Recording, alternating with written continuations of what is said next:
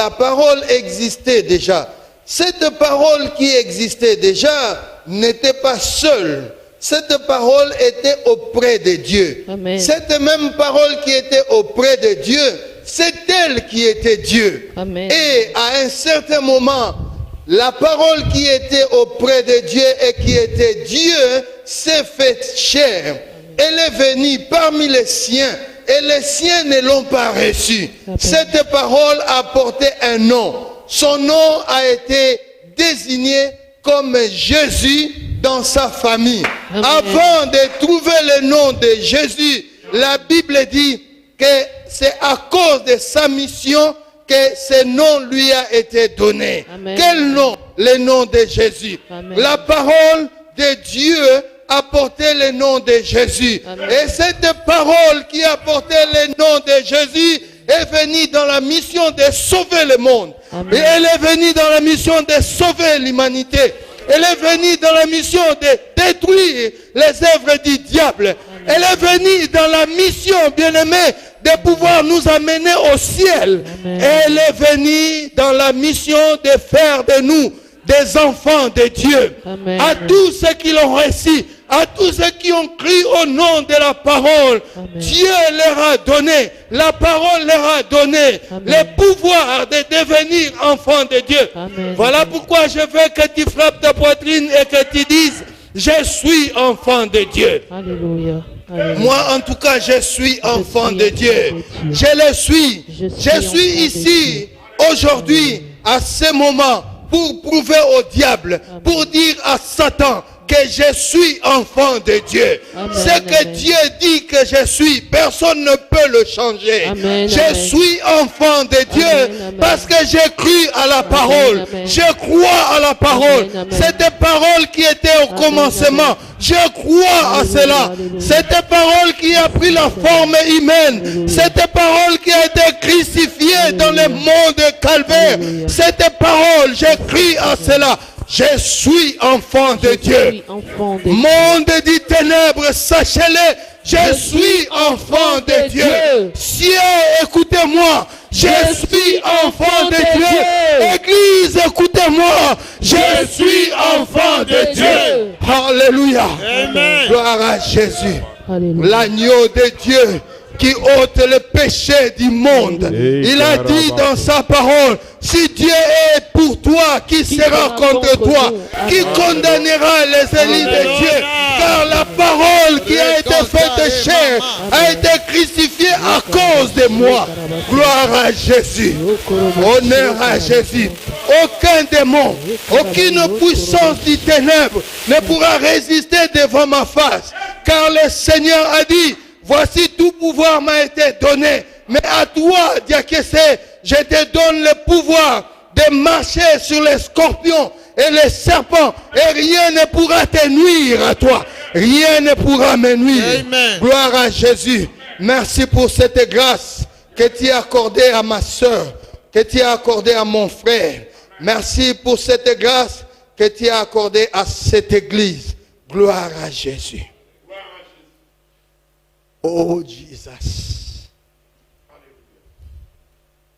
Je ne voulais pas aller dans ce sens, mais je sens que quelque chose me pousse d'aller. Je bénis le Seigneur. Le pasteur Roch m'a dit, pasteur, oui, mais quand je vois déjà le nombre que vous êtes ici, laissez-moi vous dire sincèrement, je suis très content. Amen. Il n'y a pas assez des églises qui ont déjà commencé à atteindre ce nombre de personnes. Le diable a fait un grand travail. Vous ne pouvez pas comprendre ce qui se passe dans le monde spirituel. Il se passe des choses au point que ce que nous voyons n'est pas réellement ce qui se fait. Le diable a fait beaucoup de choses et il a commis beaucoup de dégâts dans le monde spirituel, surtout dans les églises. Et son souhait est que les gens ne puissent plus adorer le Seigneur.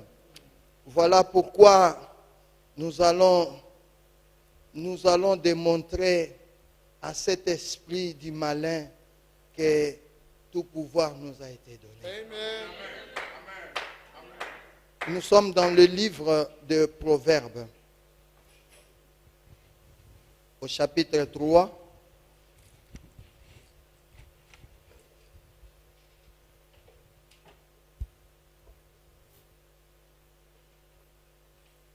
Proverbes, chapitre 3.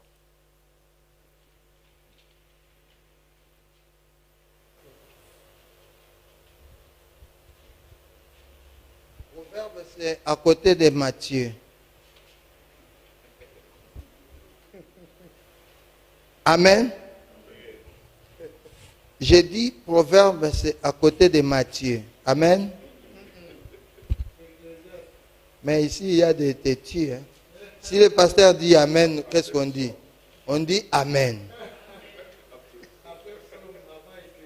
Ok. On ne peut dire Amen que si la chose est réellement vraie. Nous sommes dans le livre des Proverbes au chapitre 3. Nous lirons à partir du verset 5 et jusqu'au 10e verset.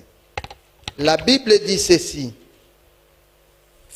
Elle s'adresse à toi maintenant. Amen. Nous voulons honorer la parole de Dieu. C'est lui qui nous a gardés et protégés contre toute cette maladie, cette pandémie qui a frappé le monde. Confie-toi en l'Éternel de tout ton cœur et ne t'appuie pas sur ton intelligence. Reconnais-le dans toutes tes voies. Et c'est lui qui aplanira tes sentiers. Ne sois pas sage à tes propres yeux. Crains l'Éternel, écarte-toi du mal. Ce sera la santé pour ton corps et un rafraîchissement pour tes os. Honore l'Éternel avec tes biens et avec le prémisse de tout ton revenu. Alors, tes greniers seront abondamment remplis et tes cuves regorgeront des vins nouveaux. Amen. Nous pouvons nous asseoir, Église, peuple de Dieu. Amen. Ce message a été donné par Dieu pour toi. Nous traversons un moment où même les chrétiens les plus assidus sont en train de flotter. Il y a des fois, je parle de la foi, il y a des fois de certaines personnes qui sont un peu attaquées ou entamées. Nous traversons une période où Dieu veut que tu puisses te ressaisir et que tu comprennes comment est-ce que le monde marche. Bien-aimés dans le Seigneur, nous venons à l'église, mais des fois nous n'arrivons pas à atteindre le plan de Dieu. Nous n'arrivons pas à vivre le projet de Dieu, le projet que Dieu a tracé à l'avance pour nous. Le plan que Dieu a tracé à l'avance pour nous, nous n'arrivons pas à l'atteindre. Pourquoi? Parce que des fois, nous n'avons pas encore réalisé le principe spirituel qui pourront nous permettre à atteindre le plan de Dieu qui a été tracé pour nous. Bien-aimés, pour atteindre le plan de Dieu, ce que nous appelons souvent la destinée, ce que nous voyons comme la réussite, pour l'atteindre, nous devons comprendre les principes spirituels de Dieu. La Bible dit ceci: confie-toi à l'Éternel. Je ne veux pas être très long, mais je veux être costaud. Je vais aller directement au but. Confie-toi à l'Éternel. Cela s'adresse à toi. Confie-toi à l'Éternel et ne te regarde pas comme grand, comme fort. Ne compte pas sur ton intelligence, ne compte pas sur ta sagesse, ne compte pas sur ce que tu as comme besoin ou ce que tu as comme bien. Peu importe qui que tu pourras être, et je vais ici non pas ajouter, mais éclaircir l'esprit de Dieu, la pensée de la parole, quelle que soit ta situation, que tu sois fort et que tu sois faible, que tu sois fort, je répète, ou que tu sois faible, ne compte pas sur cela. Alléluia. Ce n'est pas parce que tu es faible, ce n'est pas parce que tu n'es pas intelligent ou intelligente, ce n'est pas parce que tu n'es pas fort ou forte que tu devras nécessairement échouer, que tu devras nécessairement perdre. Bien-aimé dans le Seigneur, dans un combat, il n'y a pas seulement le plus fort qui gagne toujours. Dans une course, il n'y a pas seulement que le plus rapide qui gagne toujours. La Bible nous conseille de nous confier à Dieu. Pourquoi? Parce que dans notre vie sur cette terre, il y a des choses qui vont nous dépasser ou qui nous dépassent, qui ne sont pas ou qui ne seront pas sous notre contrôle, mais c'est seulement celui qui voit, qui sonde le cœur, qui voit dans le noir, celui qui a le pouvoir de changer les circonstances, celui qui a le pouvoir d'orienter les choses. Là où toi tu ne vois pas, lui il voit. Et si lui il dit oui, c'est oui. S'il dit non, c'est non. Voilà pourquoi la Bible nous dit, enfants de Dieu, peuple de Dieu, Église, nous devons chercher toujours à nous confier à Dieu au lieu de nous confier à nous-mêmes. Se confier veut tout simplement dire, dans ce verbe se confier, il y a, dans l'esprit de ce verbe, il y a deux dimensions. Quand on dit confie-toi, donc on parle de se confier.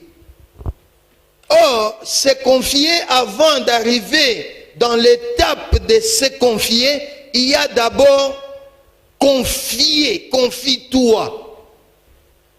Confie-toi à l'Éternel, c'est-à-dire tout ce que tu peux avoir comme idée, tout ce que tu peux avoir comme projet, tout ce que tu peux avoir comme calcul, dis cela à Dieu. Ça, c'est la première dimension. Le peuple de Dieu doit savoir qu'à tout moment, nous sommes appelés à mettre Dieu au centre de nos problèmes. Nous voulons entreprendre un projet, dis cela à Dieu. Déjà au point où tu commences à réfléchir, est-ce que c'est bon ou ce n'est pas bon, dis cela à Dieu. Confie-toi à Dieu. Ça, c'est dans sa première dimension. On se confie à quelqu'un lorsque on va lui dire les secrets de son cœur. Dans la plupart des cas, nous lisons ce verset de la Bible qui dit « Ceux qui se confient à l'Éternel ne seront pas comment? Confis. » Mais nous vivons dans la confusion la plus totale. Vous savez pourquoi? Parce que nous n'arrivons pas à mieux exercer, à mettre en pratique toutes les dimensions de ces verbes confiés. Je peux confier mes lunettes au pasteur Rock. Je confie mes lunettes au pasteur Rock. Pourquoi? Parce que je sais que si je confie ces lunettes au pasteur Rock, je les reprendrai. Quelqu'un me suit? Nous ne pouvons confier à Dieu nos pensées, nos projets, que parce que nous avons réalisé que c'est la personne la plus sûre. Le verbe confier dans la dimension de confier à Dieu interpelle la confiance que nous réservons à Dieu. As-tu confiance à Dieu? Celui qui a confiance à Dieu ne tremble pas. Devant n'importe quelle situation, il ne tremblera pas. Qu'il pleuve ou qu'il neige, lui il ne tremblera pas. Il a confiance en Dieu. Quelqu'un a dit, je sais que mon Rédempteur se lèvera en dernier. Même si vous voyez que les choses ne vont pas bien, même si ça ne tourne pas bien, peu importe les réalités dans lesquelles vous vivez votre vie, mais si vous gardez confiance en Dieu, si vous avez un niveau de confiance élevé en Dieu, vous n'allez pas paniquer, vous n'allez pas trembler. Laissez les gens se moquer de toi, laissez les gens te critiquer, mais garde seulement ta confiance en Dieu. Alléluia. La confiance en Dieu ne constitue pas à la récitation. Non. Aujourd'hui, on est devenu des champions de récitation. La confiance, ça doit commencer au-dedans de nous, au fond de nous, au fond du cœur. As-tu confiance à Dieu? J'aimerais que même si nous sommes à distance, demande un peu à celui qui est un peu à côté de toi. As-tu confiance en Dieu? Celui qui a confiance en Dieu, même si la pandémie arrive dans le monde, il ne tremble pas. Bien-aimé dans le Seigneur, que ce soit la vie ou la mort, tout est entre les mains du Seigneur. Il y a des gens qui sont morts le mois passé, la semaine passée, ou 2-3 mois passés. Ils ne sont pas morts par le coronavirus, mais ils sont quand même morts. La vie et la mort est entre les mains du Seigneur. Bien-aimés, pourquoi nous devons nous confier à Dieu? Parce que c'est lui qui a le pouvoir de contrôler toutes choses. Et celui qui a confiance en Dieu, c'est celui qui gagne toujours. Je veux te donner un secret. La confiance en Dieu est plus qu'une prière. C'est un état d'âme.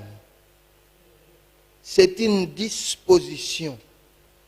Et lorsque j'ai cette confiance en Dieu, en moi, Dieu permettra et voudra, écoute-moi très bien. Maman Rock, écoute-moi très bien. Dieu permettra qu'avec cette confiance, que je sois toujours au bon endroit, au moment qu'il faut. Quelqu'un m'a compris? Qu'est-ce qui nous arrive dans le monde, dans la vie? Des fois, nous contractons des malheurs qui ne nous étaient pas destinés. Pourquoi? Parce que il suffit que tu sois à un mauvais lieu, à un mauvais moment, et vite le malheur arrive. Mais celui qui a confiance en Dieu, même si je ne vois rien, mais celui qui me guide et qui me dirige fera de sorte que mes pieds ne puissent pas arriver à un mauvais endroit, à un mauvais moment. Amen. Alléluia. Vous savez, bien-aimés, un avion peut toujours faire une crash. Mais qui peut faire que toi, malgré que tu as ton billet, ton passeport, et que tu as tes bagages à main, que tu ne puisses pas monter dans cet avion? Qui? Ne te confie pas à ton billet, ne te confie pas à ton passeport, confie-toi à Dieu. Des fois, tu as tout, et tu as tout préparé, mais seulement une minute de retard. Une minute de retard voulu par Dieu. Et Dieu ne te dira pas que ma fille, mon fils, c'est moi, non. Mais Dieu sait qu'est-ce qu'il veut. Il te désoriente. Excusez-moi, vous aurez des peines avec moi alors. Je vais faire alors comme les vrais protestants. Ça va? Ok, merci. Alléluia. Donc, Dieu a le pouvoir de nous orienter et de faire de sorte que le malheur ne puisse pas nous atteindre, nous arriver. Voilà pourquoi nous devons toujours avoir confiance en Dieu. Je vous ai dit, quelle que soit votre situation, que vous soyez fort ou faible, cela ne compte pas. Alléluia. Amen. Nous avons déjà vu, on a tous été à l'école. On a vu des élèves intelligents échouer. Après on dit, oh bah ça lié canaïté. Vous savez, dans un examen, on pose des questions, n'est-ce pas? Alléluia. On peut faire un examen sur 3 questions. Et l'homme le plus, ou l'élève le plus intelligent de la classe arrive devant ces 3 questions qu'il ne maîtrise pas. Est-ce qu'il va réussir? Alors, l'élève le plus bête ou baudé de la classe se retrouve devant les 3 questions qu'il maîtrise bien. Et vous allez voir, oh, les premiers de la classe, oh non, non. Ayez confiance en Dieu. Parce que la confiance à Dieu peut faire que j'arrive devant le pasteur Rock qui va me poser des questions, il me regarde comme ça, il dit, pasteur, au sommet, ça pas tout nom combien? J'ai dit, ah oui, ça va, tu as réussi. Il y a des questions comme ça, tu ne peux pas réaliser. Pourquoi? Parce que le Seigneur touche le cœur de celui qui va t'interroger et la personne là te pose des questions vraiment que toi-même tu ne comprends pas. Et c'est l'examen qui a passé. Moi, ça m'a déjà arrivé comme ça, et pas une fois, plusieurs fois. Alléluia. L'autre dimension de la confiance en Dieu, lorsque la Bible dit « Confie-toi à l'Éternel », c'est-à-dire se confier soi-même, toi, ta vie. Il faut que tu donnes ta vie à Dieu. Alléluia. Ta vie à toi, tu dois la donner à Dieu. Ta vie ne t'appartient pas. Dieu t'a créé pour lui. Tu dois arriver au point où, quand tu marches, tu sais que je suis un instrument de Dieu. Tu dois arriver au point où tu dois réaliser toi-même que je ne m'appartiens pas. Paul disait, si je vis, ce n'est pas moi qui vis, c'est Christ qui vit en moi. Je ne fais rien que ce que Dieu désire que je fasse. Ça, c'est une autre dimension de la confiance à Dieu. Ta vie à Dieu, ta maison à Dieu, tes enfants à Dieu, ton foyer à Dieu. Alléluia. Confie-toi à l'Éternel. Ne regarde pas sur ta condition. Ne regarde pas ta vie, mais regarde Dieu. Tu peux faire plus que ce que tu as. Tu peux faire plus que ce que tu es. Même si tu n'es pas intelligent, mais tu peux réussir. Même si tu n'es pas fort, mais tu peux gagner des batailles. Bien-aimés dans le Seigneur, lorsque nous chassons les démons, ce n'est pas parce que nous sommes plus forts que les démons. Ils sont plus forts que nous. Les démons, ils sont plus forts que nous. D'ailleurs, ils nous voient. Nous ne les voyons pas. Mais qu'est-ce qui fait que nous gagnons toutes ces batailles? C'est parce que nous gardons confiance à Dieu.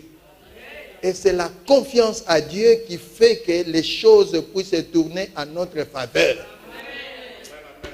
Je veux que quelqu'un comprenne. Si nous comprenons ces choses, nous ne tremblerons plus jamais. Il y a des gens qui n'arrivent pas à venir à l'église parce qu'ils ont peur du coronavirus. Coronavirus, il y a bis, il y a tram, il y a métro, na Lidl.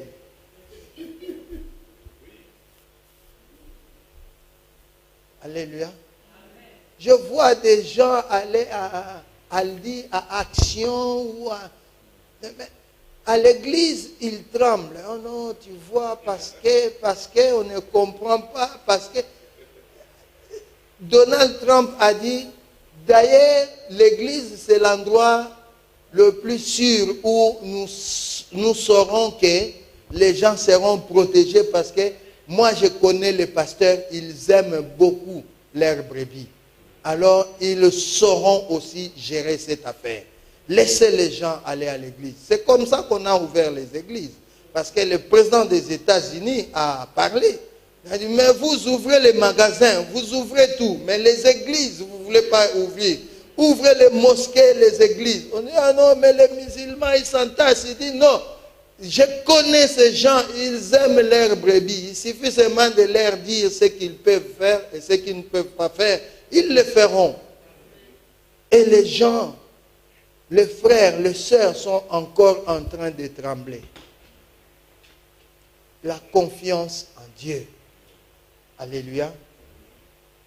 La Bible dit, au-delà de la confiance en Dieu, nous devons craindre Dieu. Donc, craindre le mal. Nous éloigner de tout ce qui est mal.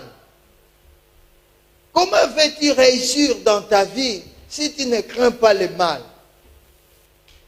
Demande un peu celui qui est à côté de toi. Comment veux-tu réussir si tu ne crains pas le mal?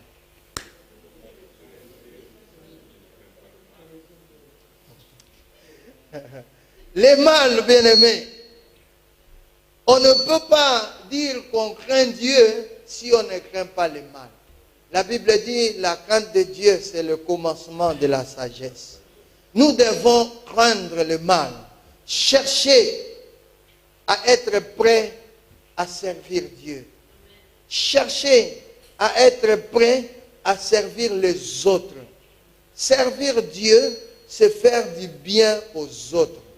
Comment peux-tu croire servir Dieu si tu n'arrives pas à servir tes frères ou tes sœurs? Ça commence par servir ceux qui sont dans notre entourage.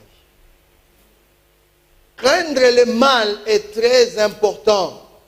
Ne vis pas dans le péché comme quelqu'un qui a rempli ses poches avec des arachides et qui peut manger à tout moment. Tout le monde attend l'ingala ici. Oyebi sozo lianguba, leo tozalaki sozo kende ngasani na makolo, otia nguba na poche. Siko soko bando lia, isifika otia nguba ya liboso na munoko. Loboko ekokita susi kawa. ngube rosila, bon si moment lobo repemi. Nakosi? Alors, ne mange pas les péchés comme ça. Et ça, la batudongi, pour atika lisumu, il faut nous autres bela.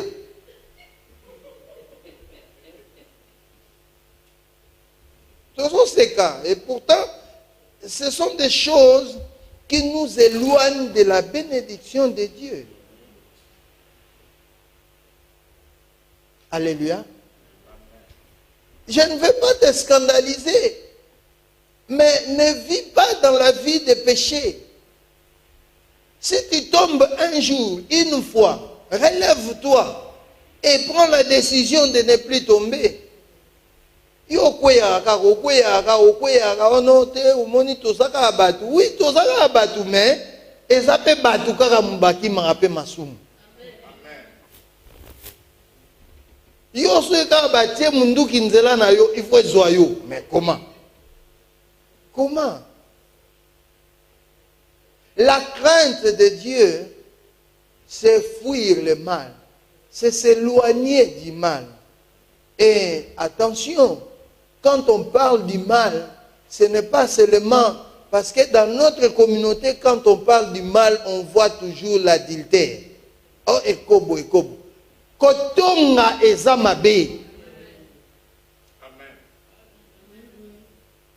Bien-aimés dans le Seigneur, la calomnie est plus que l'adultère. Est-ce que quelqu'un m'a entendu? Kotonga est plus qu'adultère. Parce que Kotonga, c'est tuer quelqu'un